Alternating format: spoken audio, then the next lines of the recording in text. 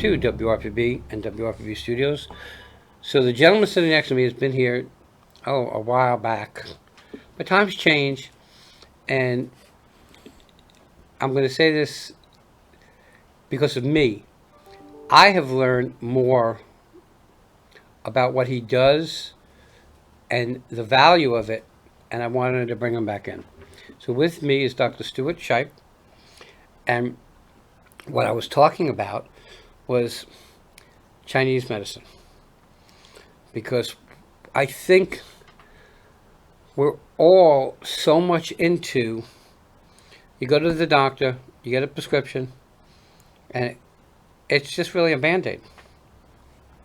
And there are better ways to heal what people have. Is that correct? That's very accurate. Almost like a brainwashing ever since we were young about how medicine works and what doctors are supposed to do and what's the end result we're supposed to get from our medical paradigm, right? So how long are you around the industry? Which industry? So I've been a registered pharmacist almost over 40 years, still registered, but I've been in traditional Chinese medicine as a physician for the last 22. Why? Why did you pick that? You know, interesting that a lot of my work was as a consultant pharmacist, going into nursing homes and surgery centers and just looking at the people about the quality of health. And I always said, wow, they're on 14, 18 different drugs. I was like, they're not coherent. I was like, and this is really a tragedy. What are we really doing for these folks? They need a better way to health. They need a different way to health. And that kind of started me on my journey of finding herbalism. I always had a love for herbal medicines, eventually leading to a friend of mine saying, hey, there's a physician up in Cocoa Beach, a Taiwanese physician that has a small class. You should go up there and check it out. And I'm like, I don't know. That's kind of weird for me, Chinese medicine. And as a pharmacist, that was for me something that really was, anathema. I really didn't know anything about it. So I went up there and actually spoke with the gentleman. He was gracious enough to let me shadow him for a day. Oh, cool. And I was excited because I get to see firsthand this Chinese medicine stuff. And the first patient comes in and she was on a cane, barely could walk in, got on the table. He asked her some questions, performed some acupuncture. And when we went back in for him to remove the needles, I stayed behind to try and help her get off the table, and he had already gone. And she sat up and she was crying. And I was like, holy cow. I was like, did he hurt her? Like, what's the deal? And she looked right at me and she goes, son, I haven't been out of pain in 15 years. And I was like, wow. I was like, I don't know what just happened in this room, but it's amazing. The rest of that day, I seen seizure activity that was supposedly misdiagnosed because the child no longer had seizure, cancer disorders. It was really amazing. It was a day that was filled with a lot of questions, and I want some of that. How do you do that? So the next day, I signed up for his class, and from that, for the next 6 years, getting all the way to my doctorate and doing internships in Beijing and Shanghai. Wow. Really has opened my world about that we are we've got blinders on that Western medicine is the only way to go in America for healthcare. Are we brainwashed by the pharmaceutical companies? Oh, I totally think that's a huge aspect of it, because we're led to believe if we have a symptom, we go to the doctor treats the symptom. It's called reactive care, treats the symptom goes away. The patient thinks they're fine, they're healthy. I've had patients in my practice say, hey, doc, I'm on hypertensive medication and I'm on a blood thinner, I'm on this, but I'm good, I'm healthy. And I take a look at him, I was like, what's the definition of health to you? The absence of symptoms or the body functioning at 100% optimum capacity where you don't need drugs, right? And so that's what Chinese medicine really brings to the table, is this theory that it's about wellness. It's not about sickness. It's about not only getting rid of the symptom, which we do very, very well as well as Western medicine, but the fact of the matter, to find the root. Bun biao is always a Chinese term. Branch and root of the tree. You can fix that branch or try to fix it all day long, but until you fix the root of the tree, until you feed the roots, that symptom is always going to come back. So I'll tell you a quick story. I have 60% lung function. I lost 40% of my lung function. Oh, I'm sorry to hear that. Back in 2009, 2010. And when I get sick and I get over it, the cough lingers on. And my viewers know that I'll cough through stuff, and they understand. Well, 2 years ago, I got sick and I had the cough. And I went to the doctor, they gave me cough medicine, didn't do nothing. I was taking care of my mom, and I had a Haitian, I think she was Haitian or Jamaican, caregiver for my mom. She made me this tea with ginger, real ginger, Right? and honey and lemon. And it burned like heck when it went down because of the ginger. Yeah, for sure. But the next day I wasn't coughing anymore. And those are, I hate to say it, those are the things that old-fashioned medicine work really well. Okay? My mom, when we were sick, would get Vicks, put it in a pot with water, boil it, get a blanket, and make me sit under it and breathe. And she called it the tent. And it worked really quite well. And it did the job. But now, hey, you have to take this medicine, you have to take that medicine. I think our bodies are meant to heal themselves. Sometimes we need a kickstart. Totally agree. But the lead-in for that is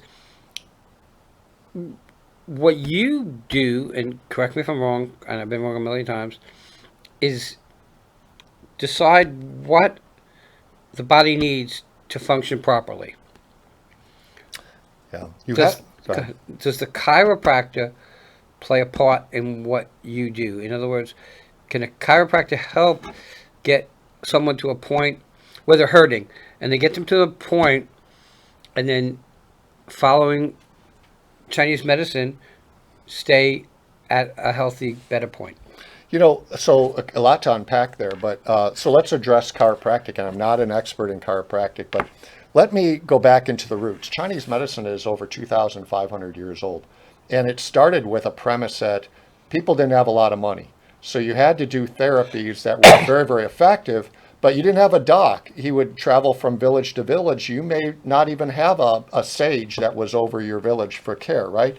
So he would teach. My name Lao Shi in Chinese means teacher in Chinese. I'm not doctor.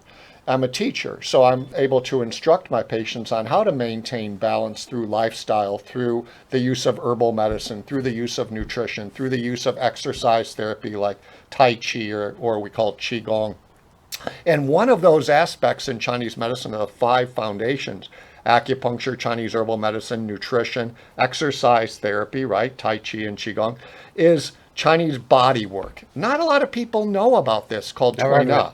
But the Chinese body work was if you kind of put a physiatrist and a chiropractor and an orthopedic surgeon and a massage therapist and you all rolled them up into one person, you'd have a Chinese bone setter. So we don't have chiropractors in China because we do Tui Na.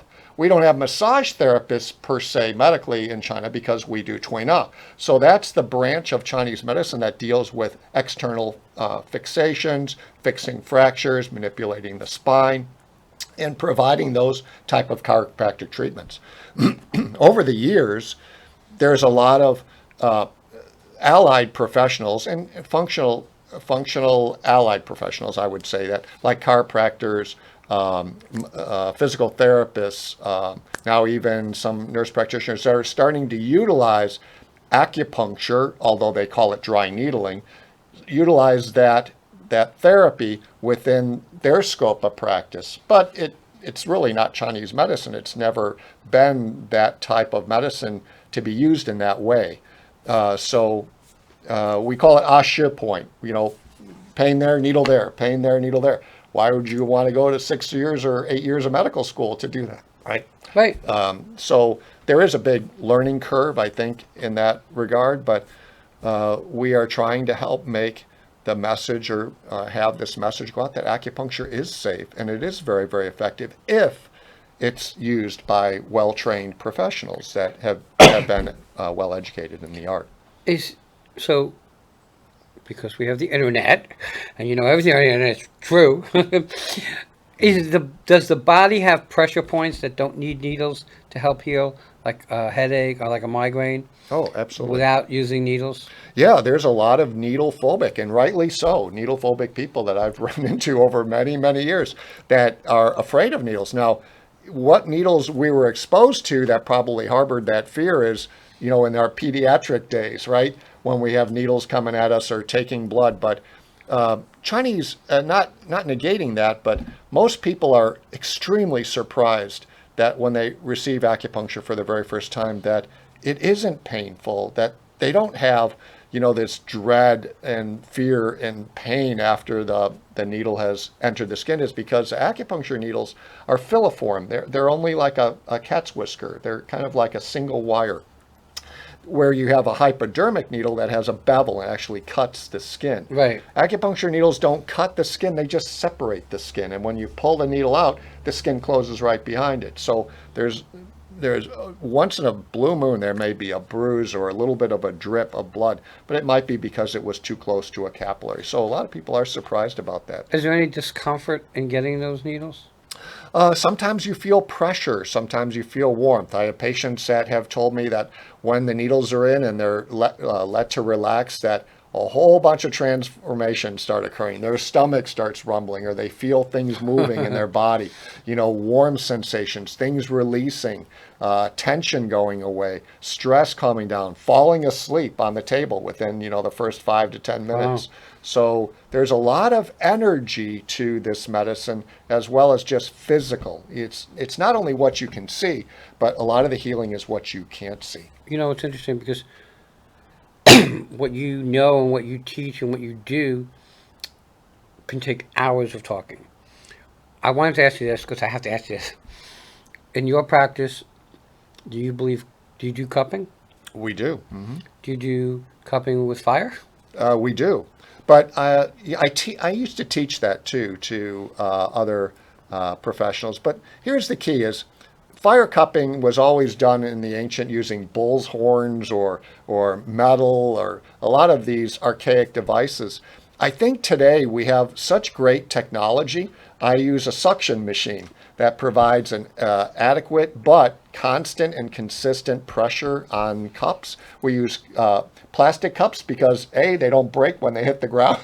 They fall off, and they get hot. Glass cups even that we're using today get hot on the rims, and so you don't want to do anything to harm a patient if you can provide a lot better therapy that's safer. But you got to admit, it's really cool.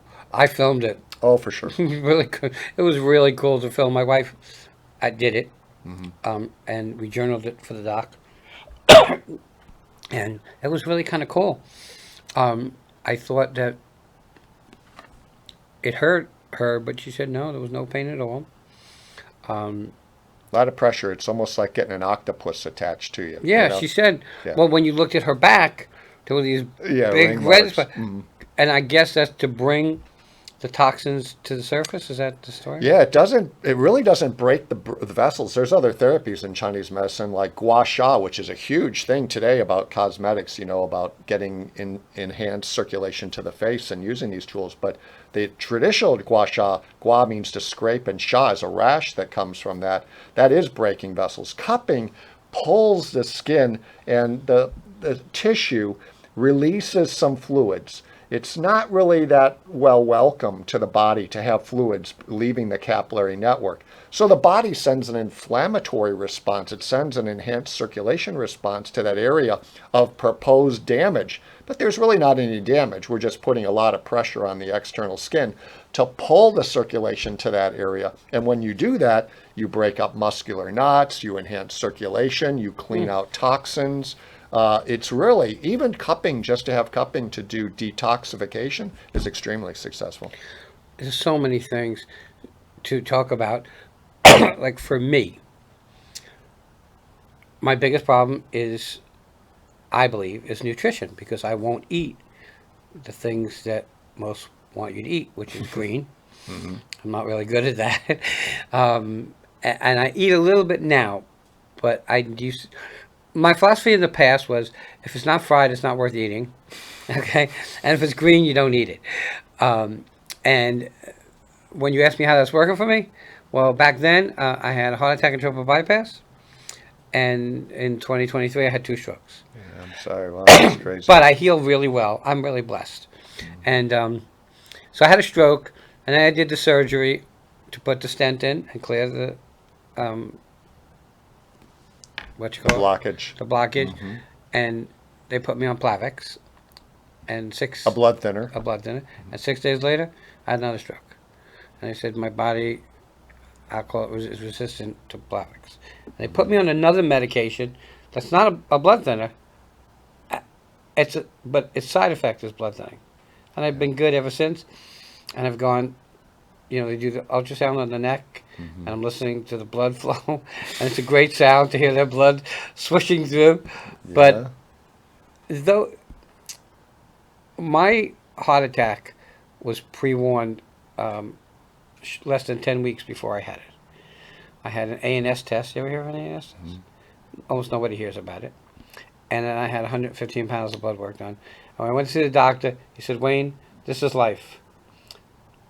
This is birth, and this is the event, which is death or a heart attack. Wayne, you're here. You need IV therapy.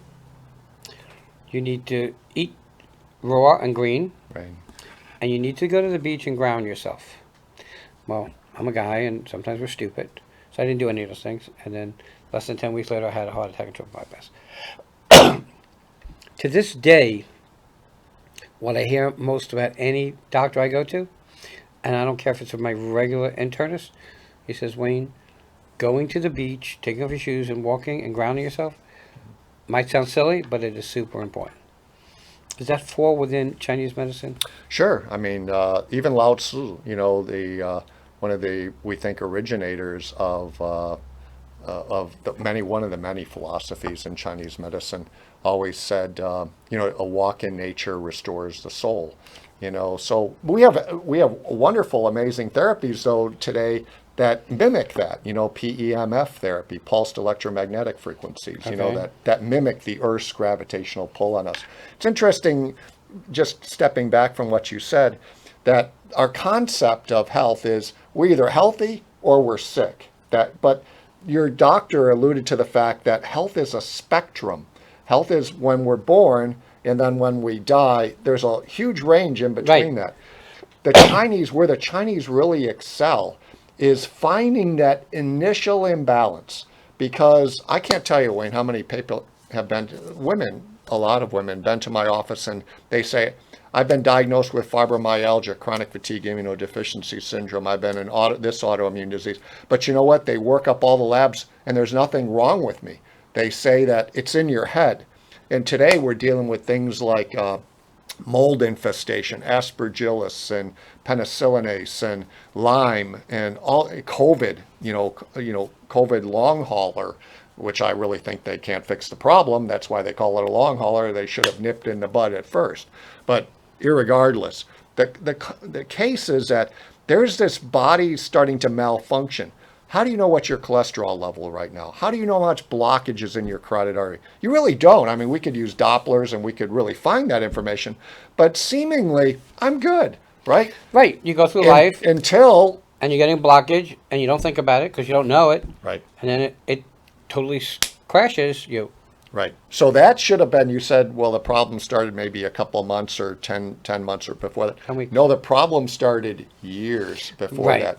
And to the Chinese doctor, we would have caught that imbalance, maybe not given you a diagnosis like you're going to impending have a stroke or a heart attack, but certainly there's signs in Chinese medicine, even for heart attack, not sleeping real well, constipation, waking up at specific times. We're already preluding the fact, brother, you better get this checked out and get this addressed. If not, the feng shui in Chinese medicine, the ability to forecast where an event is going to be in the future, is part of Chinese medicine as well. Why? Because we've got over 2,000 years of concise clinical medical documentation that said, if a person presents with this, here's the therapy that you use. If they change, this is what you do. If they change this way, this is what you do. They are great, very great observationalists. So I own all my knowledge to past physicians that have taught in this way. It's called proof of concept. Yes, well, anecdotal research, we call it in the Western world. Well, here we call it proof of concept. We're getting to the top of our time. How do people find you? You have a website? Yes, we do. TraditionalChineseHealing.com. Really, really easy. Everybody, and his phone number's been on the screen. Doc, I want to thank you so much for coming in. Thank you, Wayne, for inviting me in. It's my pleasure. Guys, I'm going to tell you, I've said it a million times, use a professional. If you don't use a professional, it's going to cost you 5 times more in money and 10 times more in frustration. This is about health. So when I say it's going to cost you 5 times more, it's when you go, and I'm not taking away from traditional medicine, but when you go to a doctor, and you don't have the right doctor, he's just going to prescribe you something that's going to mask the symptom, and it's going to cost you a fortune. And if you stop it, you're going back to square one. You didn't fix the problem. Everybody have a great day, and we'll be right back.